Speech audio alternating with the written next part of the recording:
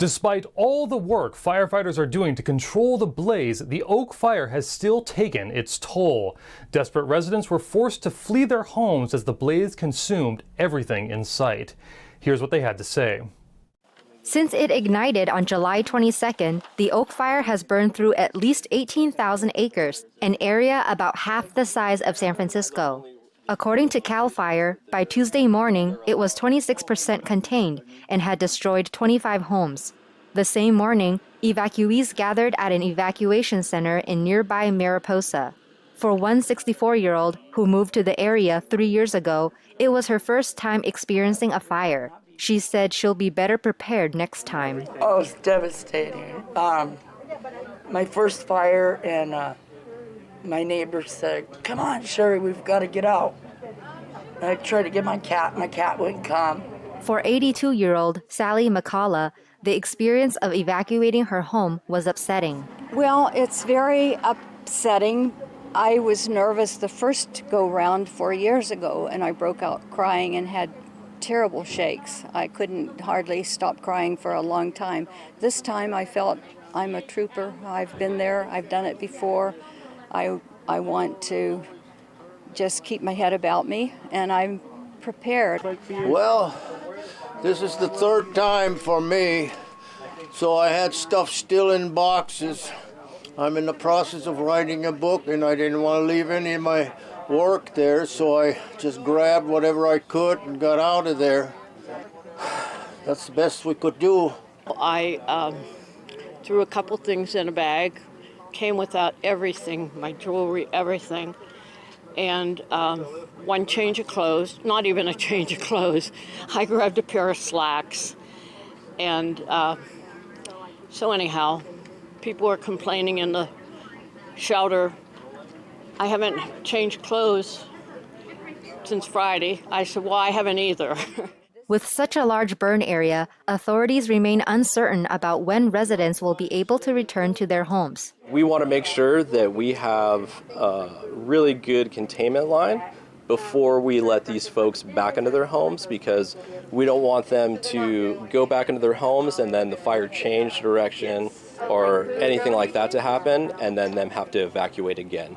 So we just really stress to be patient. We have crews from all over the state of California working on this fire. This is the only major wildland fire in California right now, so we were able to get a lot of resources. The fire was moving northward into the Sierra National Forest, no longer in the direction of Yosemite National Park, some 10 miles to the east. A grove of Yosemite's giant ancient sequoia trees appears safe, though it had been threatened by a wildfire weeks ago.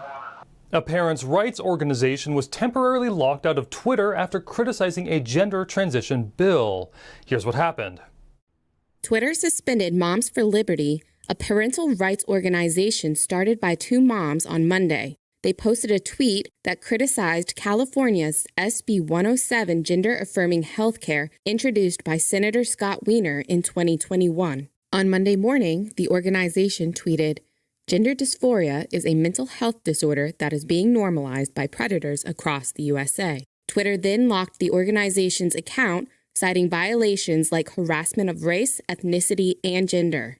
In a tweet on Sunday, Moms for Liberty co-founder Tiffany Justice wrote, citing another suspended account, "Children are not born in the wrong bodies. Children cannot consent to puberty blockers." Florida Department of Health Press Secretary Jeremy Redfern tweeted, "California will take your kid, put them into their foster system, and allow them to receive a double mastectomy." Moms for Liberty was locked for 12 hours and allowed limited features.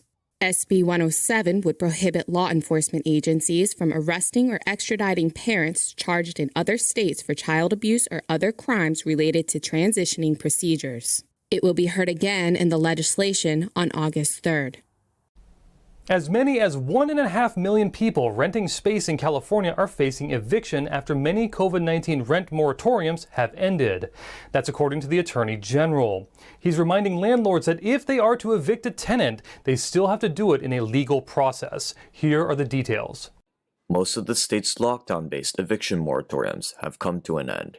The state's Attorney General Rob Bonta said this month that nearly 1.5 million renters in California are at risk of eviction, struggling to put together next month's rent as the cost of living continues to rise. Bonta's office issued guidelines asking California law enforcement to not respond to illegal attempts in removing tenants who don't pay rent.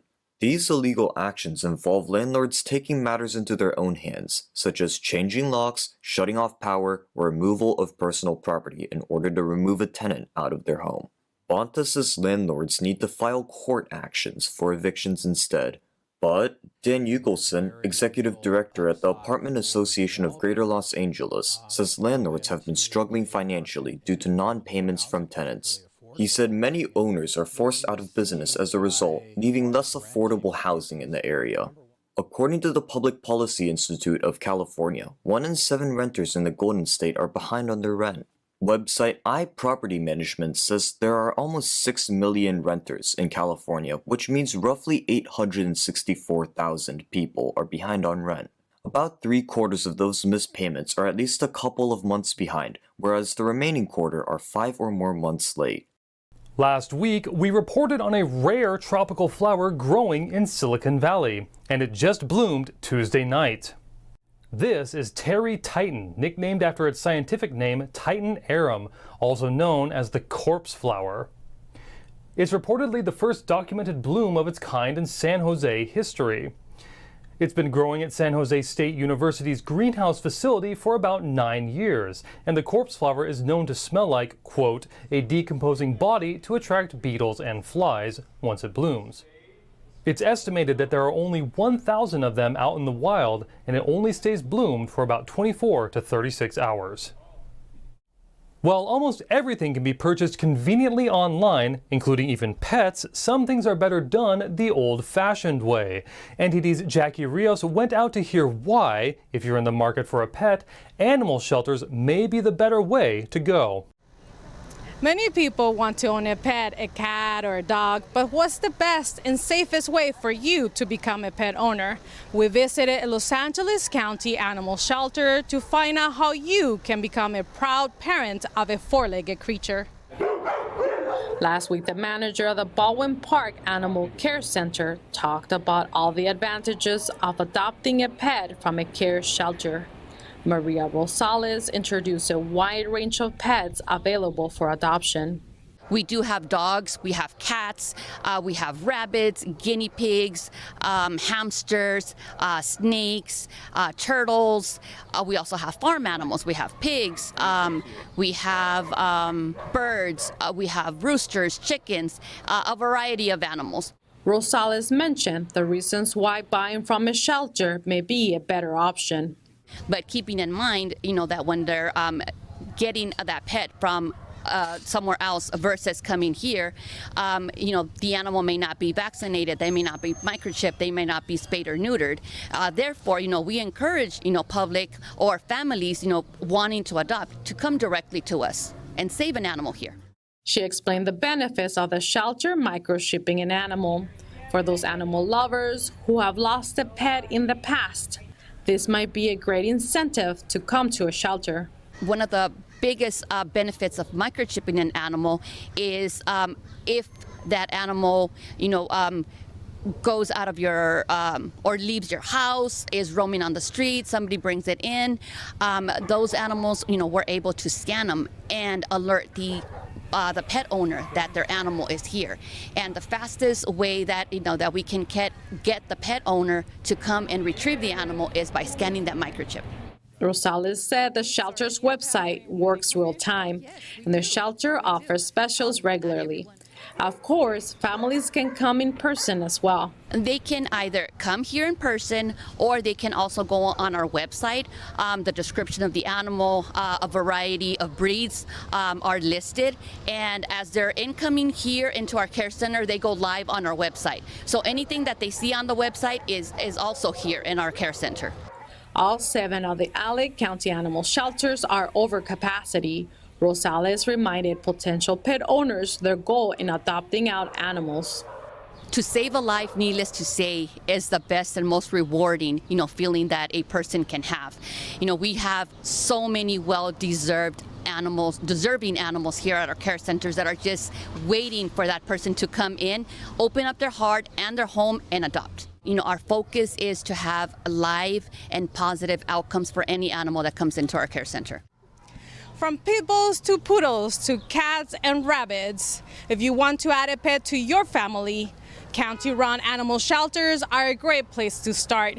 Jackie Rios, NTD News, Los Angeles.